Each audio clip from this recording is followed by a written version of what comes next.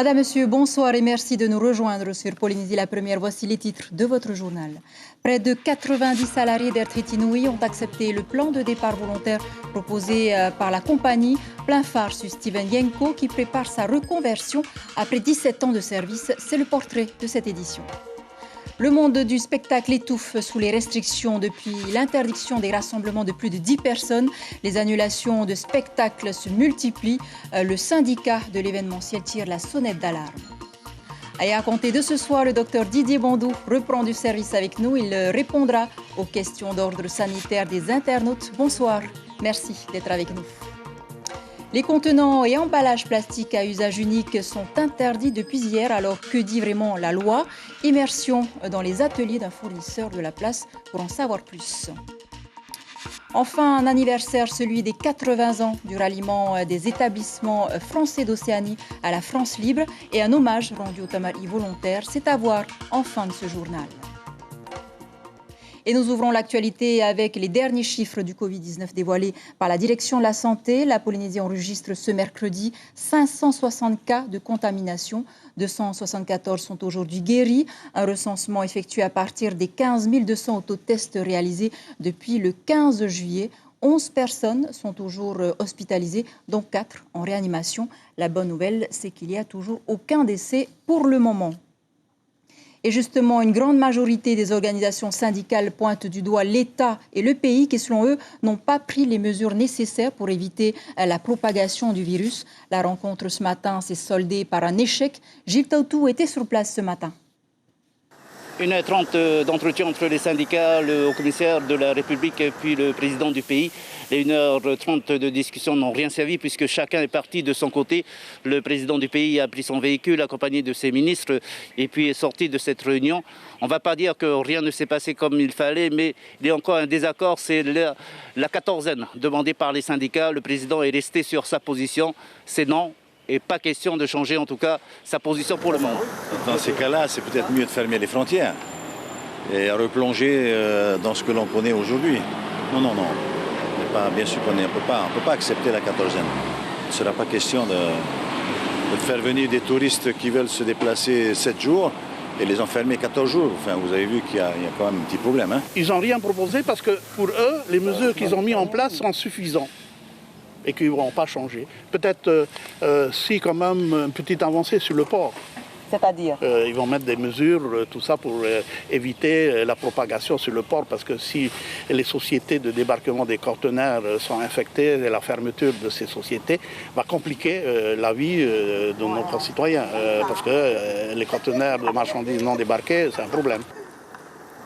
Et si le pays s'oppose à la quatorzaine, c'est bien pour sauver, entre autres, la compagnie Otiari et ses 700 salariés. Air Tahiti Nui qui affiche une perte de près de 60% de son chiffre d'affaires depuis le début de la crise. Un plan de départ volontaire a été mis en place pour 90 salariés. Steven Yenko en fait partie. Après 17 ans de service, il va enfin pouvoir se consacrer pleinement à sa nouvelle entreprise, Inacio Raveino et Jacques Damour. Regardez cette image, c'est tout le travail du back-office qui est ici concrétisé. Une équipe dont faisait partie Steven, un quarantenaire qui a décidé d'accepter le plan de départ volontaire proposé par Air Tahiti Nui. Il se traduit par un mois de salaire à peu près par année d'ancienneté. Et en plus, on a les mêmes dispositions pour les billets à réduction que les retraités d'Air Tahiti Nui pendant une certaine nombre d'années. Objectif pour la compagnie Otiari, réaliser une économie d'1 milliard de francs pacifiques. L'une des pistes était d'alléger sa masse salariale. Steven voit ce plan de départ volontaire comme une aubaine. Non, au contraire, je m'étais déjà préparé depuis longtemps à prendre mon départ d'Air Tahiti Nui. Donc, en parallèle, j'ai monté une entreprise de BTP aux Australes. Donc, voilà où je vais travailler dans le futur, quoi. Originaire de Tubuai, son entreprise est à l'origine de la quasi-totalité des grands chantiers sur cette île de l'archipel des Australes. De quoi appréhender son futur avec une certaine sérénité. Très positive, hein, parce que en fait, j'ai toujours aimé me mettre à mon compte. Donc c'est vraiment une grande opportunité d'avoir reçu ce petit capital d'Air Tahiti Nui pour pouvoir monter mes entreprises.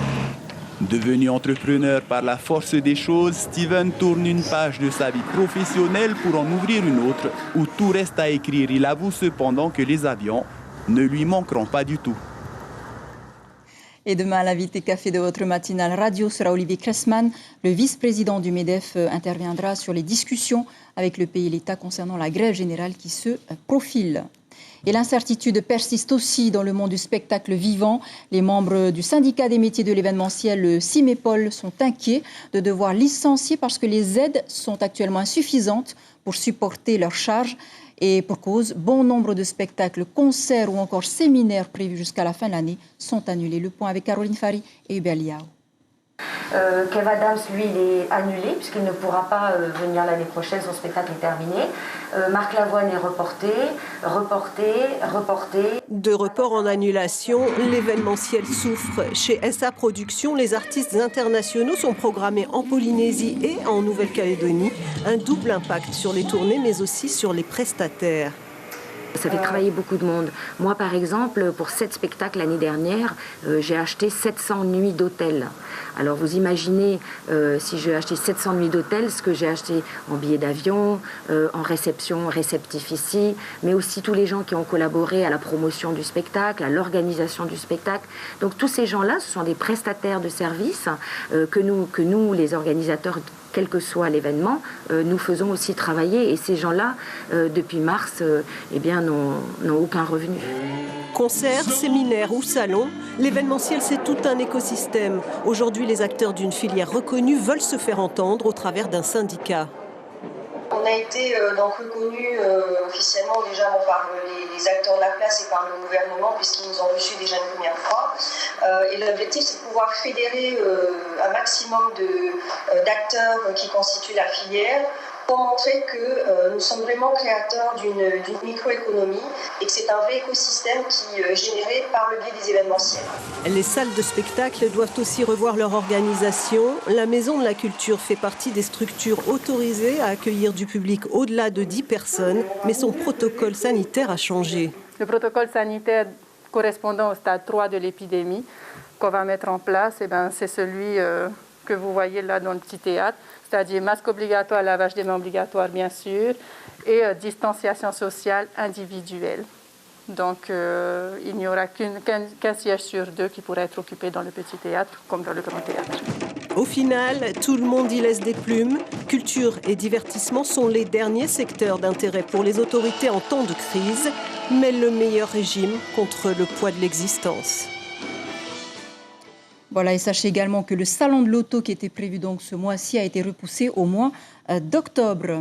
Et parce que le port du masque s'impose partout maintenant et que le nombre de cas de Covid-19 a augmenté, vous êtes nombreux à nous envoyer vos questions sur notre site internet. Avec nous pour y répondre, j'ai le plaisir d'accueillir le docteur Didier Bondou. Bonsoir. Bonsoir. Une question de Sébastien. Quels sont les symptômes exacts des personnes qui ont été testées positives? Les personnes hospitalisées ou en réanimation ont quoi exactement? Alors déjà, secret médical oblige, pensez bien que je ne vais pas dire de quelle pathologie complexe ont nécessité ces patients pour être hospitalisés en réanimation. Les symptômes du Covid, c'est toute la difficulté, c'est que c'est des symptômes très frustres qui peuvent aller du simple nez qui coule à la température, une pharyngite, une diarrhée. C'est surtout l'association de symptômes et d'un facteur de risque ou d'un contact éventuel qui va nous mettre la puce à l'oreille, d'un quartier actuellement qui peut peut-être être sous les feux un petit peu de ce virus. C'est ça qui est censé nous alerter, mais les symptômes sont très frustres, c'est toute la difficulté. Justement, on a entendu parler de la diarrhée, on peut supposer que ça pourrait être aussi une gastro. Comment faire la distinction entre les deux? C'est bien pour ça que ce qui est important, c'est d'essayer de cibler quand même si dans l'entourage proche, on a un cas Covid positif qui s'est avéré ou dont on sait l'existence. C'est vrai qu'on ne peut pas se mettre à tester tous les patients ayant actuellement le nez qui coule ou une simple diarrhée, c'est évident.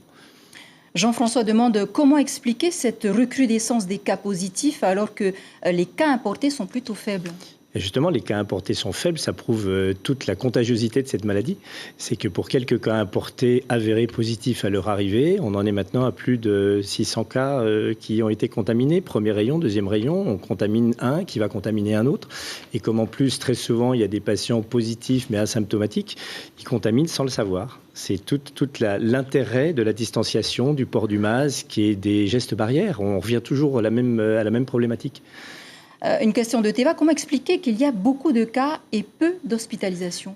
Alors, il semblerait, ils vont peut-être faire des typages un petit peu de ce virus. On est peut-être sur un type de virus qui est moins virulent que les premières vagues virales en métropole. Ceci étant, il faut bien avouer qu'actuellement, on a des sujets jeunes qui sont touchés, y compris au Fénois, et heureusement, peu de cas chez des sujets âgés et à risque. Et heureusement que ça n'arrive pas. Actuellement, la courbe, elle est linéaire, non exponentielle, c'est-à-dire qu'elle ne monte pas en puissance, et il faut espérer qu'elle reste comme ça pour que ça s'étale dans le temps. Enfin, Hinano, pourquoi les jeunes enfants ne sont pas obligés de porter de masque? Alors d'une part, est-ce possible? Je crains que les très jeunes enfants reviennent à la maison avec le masque échangé avec le petit copain de la table d'à côté, ce qui n'est pas forcément raisonnable au niveau de la prévention et du sanitaire. Alors justement, on oblige les enfants de plus de 11 ans à porter un masque, et ceux qui ont moins de 11 ans, comment ça se passe? Parce que je pense qu'à 11 ans, on est suffisamment responsable et on est censé le porter. Moi, personnellement, au cabinet, je vois des fois des tout petits enfants qui le mettent pour la consultation. Je doute qu'ils le portent toute une journée, par contre. Merci beaucoup, docteur Bondou, d'avoir répondu à nos questions. On vous retrouve donc mercredi prochain. Merci. Et vous aussi, n'oubliez pas les gestes protecteurs comme le port du masque et la distanciation physique. Lavez-vous régulièrement les mains, toussez, éternuez dans un mouchoir à usage unique et évitez de vous serrer la main. Et si vous avez des doutes sur votre état de santé, vous pouvez appeler le 40 45 50 00 ou composer tout simplement le 15 pour les urgences uniquement.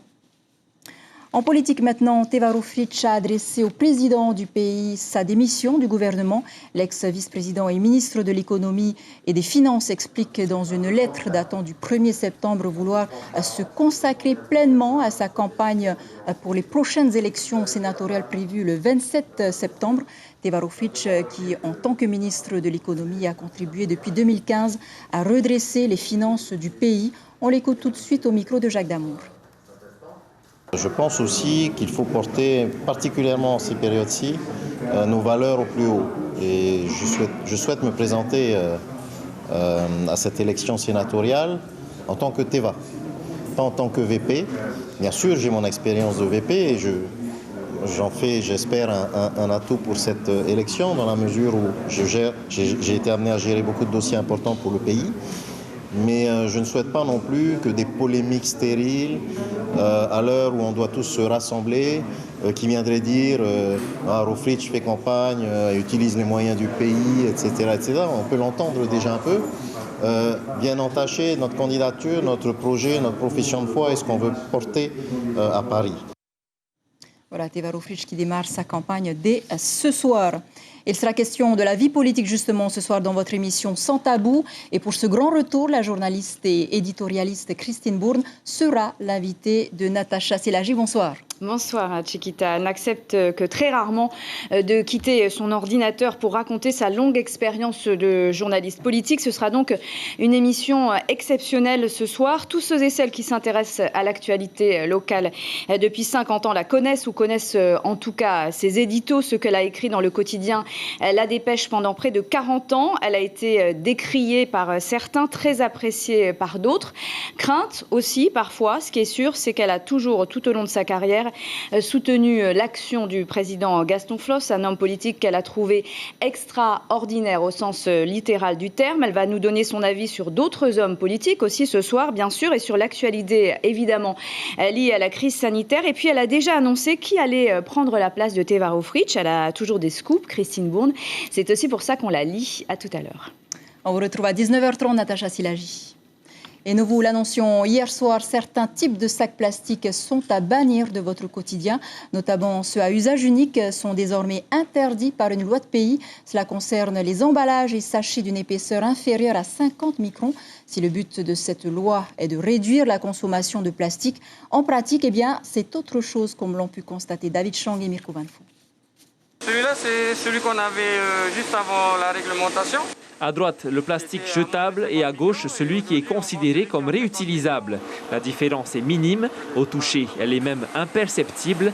Mais dorénavant, seul le sachet plastique le plus épais sera légal. Ce vendeur grossiste propose donc aujourd'hui un sachet 2 fois moins écologique et surtout 2 fois plus cher. C'est sûr que ça va représenter une baisse du chiffre d'affaires, une perte de clients. Le sac qui a été interdit aujourd'hui, c'est celui qui est le plus demandé dans tous les commerces, en tout genre, que ce soit textile ou alimentaire. Le collectif Nana Sac Plastique œuvre pour faire évoluer les habitudes des Polynésiens depuis sa création en 2017.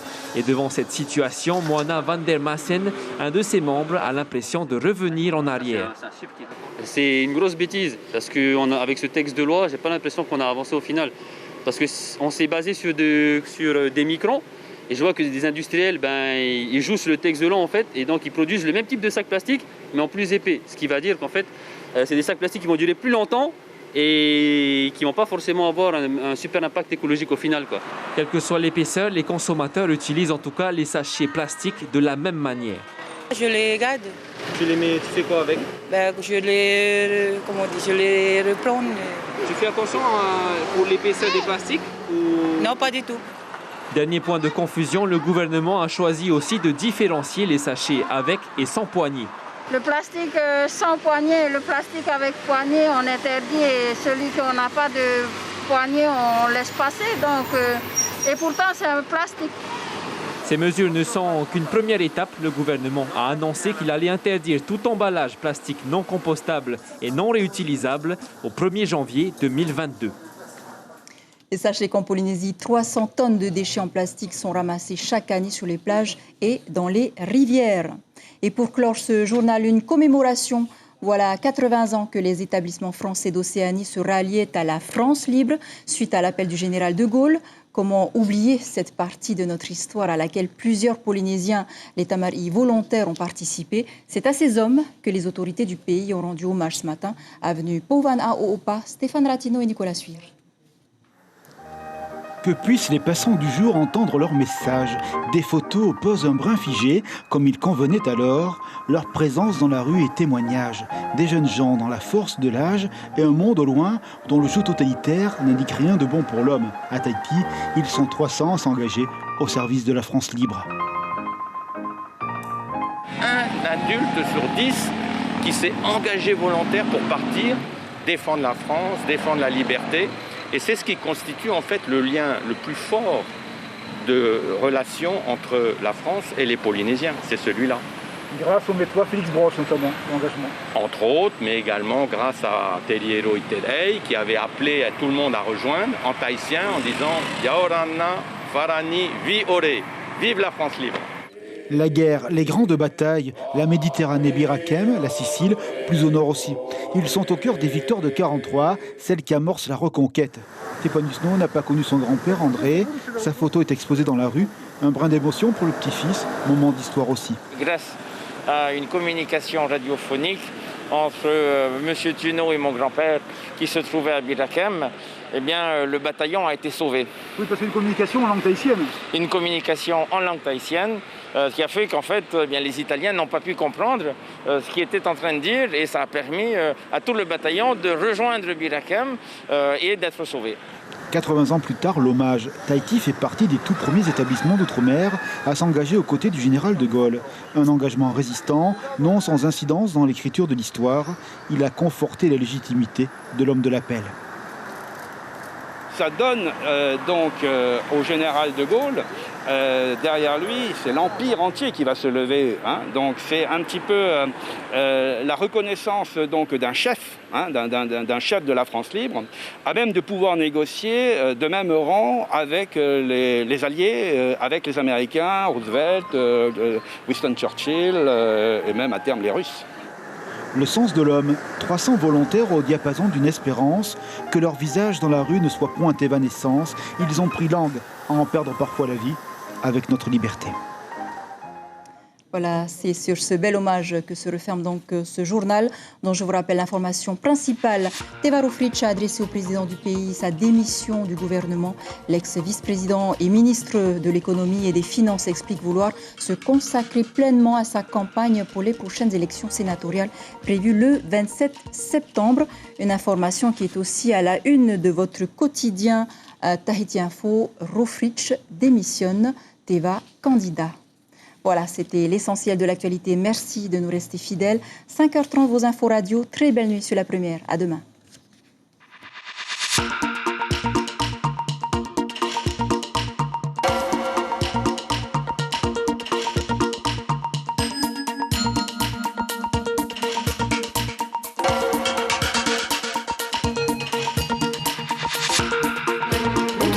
journal en replay sur notre site internet.